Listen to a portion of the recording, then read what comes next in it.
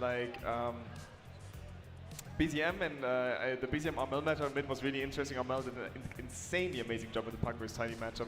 But then really like after like one team fight on the mid tier 1 where they almost team fight full Fnatic, all of a sudden it felt like it really got out of hand too quick. Yuragi all the time, I mean if I would have to choose an MVP after 2 it would also be Yuragi. Yeah. He was top of the net worth all the time. He did an excellent laning station, just kept it up.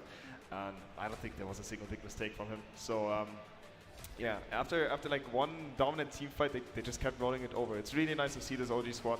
You know, game 2, BZM pops off an invoker, carries the team on his shoulders. Now game 3, you see all of a sudden both Yuragi and Chu doing like similar things. It's like this team, classic OG.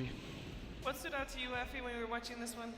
I mean, that game was clinical, honestly. From the draft to the gameplay, it felt like they established their lead, they solidified it, and they didn't give anything away. So shout out to them. But also, of course, Fnatic, they really came into their own in the last few days.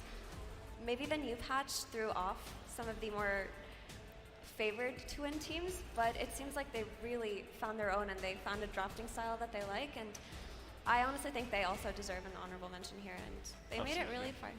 Absolutely. Especially Armel, like winning this meet in a tough matchup. Insanely good job.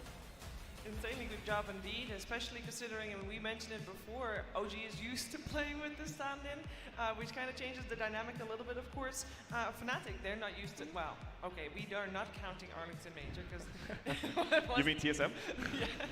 No, but generally they're not that used to playing with the stand-in, and I think Palos did a great job, and it made it look like it was the Fnatic that we're used to seeing. And a very promising stuff. Yes, they end top 4, but still top 4 out of 12. Definitely a good performance. This third game was unfortunately not their best showing, though, I think. I agree, but like I said, losing to OG is nothing to be ashamed of. This is one of the best teams in the world, and they played with a stand-in, like you mentioned. Also, Palos, I think, is one of the better stand-ins they could have found. He's one of the top-tier SEA mids, but also he gave a lot to Fnatic in terms of drafting, because I feel like Raven's hero pool in a lot, like DPC Tour 3 was a little bit predictable, a little bit more niche, whereas Palos played a lot more of the meta heroes, the early fighting heroes, and that gave them a lot of space to play this tournament. Did indeed. OG making it forward. I am very curious to hear from our two entity gentlemen. We heard it just now. SPG was the one that said that OG is the one that has the best chance against Aster tomorrow. Do you guys agree? OG Secret. I mean, that series, we saw Secret win against OG the last time, 2-1. So I think the series is going to be very tight, honestly. I don't think it's easy to say that OG is going to be beating Secret by an easy way. They are obviously on fire now after beating Thunder Awaken today just now and after Fnatic, so they do have momentum. But I think Secret also looks very promising about this, in this, both the group stage and also during the beginning of the playoffs. So yeah, tough to tell. I mean, if I would have to choose one of them, I'm still rooting for Secret a bit because I think Nisha is just popping off so much to serve it. But it's gonna be a very close series, I think. And do you feel like Aster is gonna win either way, regardless who makes it next year?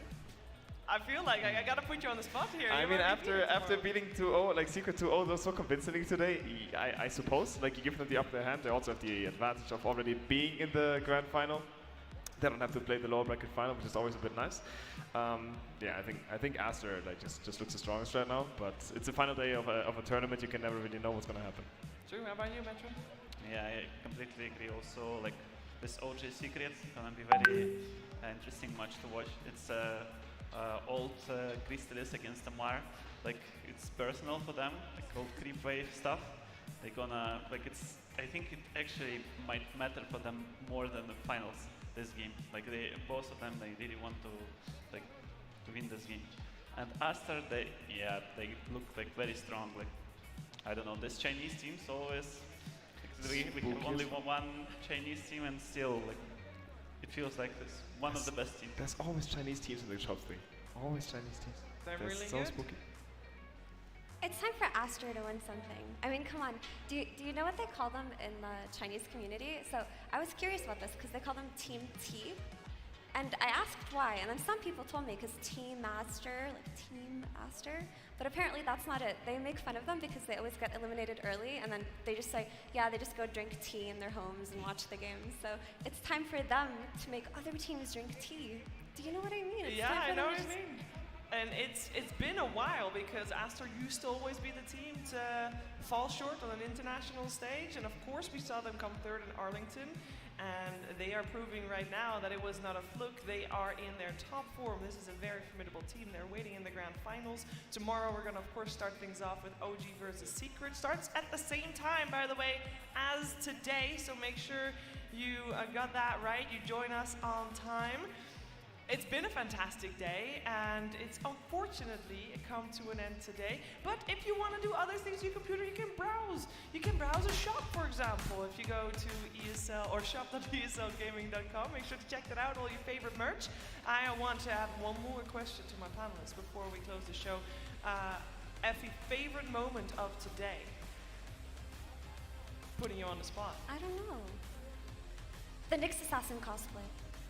I mean, the Weaver cosplay, sorry, and the little skateboard. That was. Did you guys see that? That was really good. That was the best moment. Screw the Dota. The Weaver. Did you guys see it? Yes. Yeah, I mean, I don't know if he was sitting or standing. I mean, that's a good cosplay if you don't know. Here you go. How about you, Stormstormer? No, paneling, of course, has been very fun. Oh, of course, yes.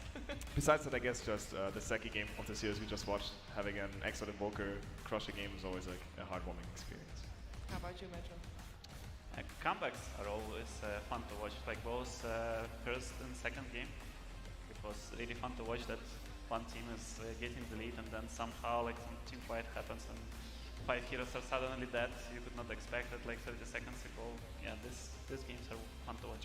They are fun to watch for sure. We're gonna watch a lot more fun Dota tomorrow. My highlight, it's very easy. It's empty now because obviously people want to go home. It was a very long day, but seeing this arena filled, cheering for everybody, basically, great Dota being cheered for, being so loud, it's been absolutely amazing, and I know that tomorrow is gonna be crazier, so make sure you tune in tomorrow for more Dota 2 and more ESL ONE Malaysia 2022, powered by Intel.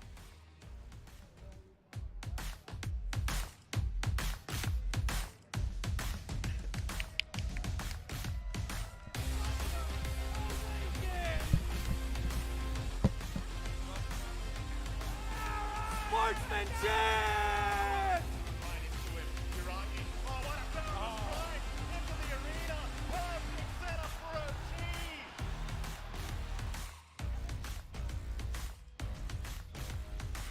Still trying to find that start, the Dark Mango. Still going for Khan. Can he do this? Not quite.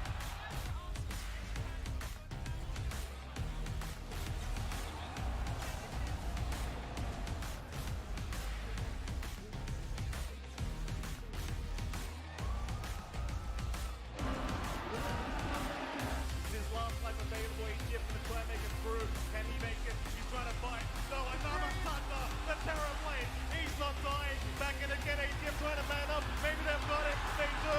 The buyback's available though.